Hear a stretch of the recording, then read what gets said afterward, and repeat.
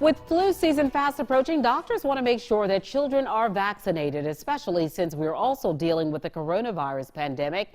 Experts say just because your child is learning remotely doesn't mean getting a flu shot isn't a necessity this year. Just because your child is learning remotely doesn't mean influenza is moving remotely. It is also still out in the community. It's not just in the schools.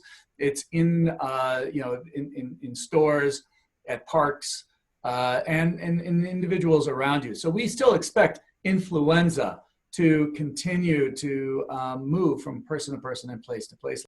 Getting the flu vaccine is especially important to help reduce the number of hospitalizations this fall and winter to prevent overwhelming our healthcare system, which is already dealing with COVID-19.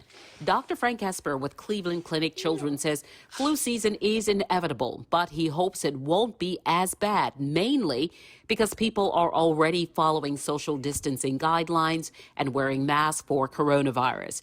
He says children younger than 2 are most at risk for flu, but it can also infect healthy children of any age and sometimes lead to serious complications.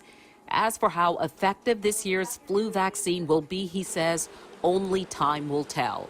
But regardless, it's still better to have some protection than none at all. It really prevents how many people who do get influenza virus. If you got the vaccine, you're much less likely to get hospitalized. And so it may not prevent you from getting the flu. It does prevent you from ending up needing oxygen, from ending up being hospitalized, or even more so going into the intensive care unit. Dr. Esper says children ages 6 months and older should get the flu vaccine. He also adds that both types, shot and nasal sprays, are effective.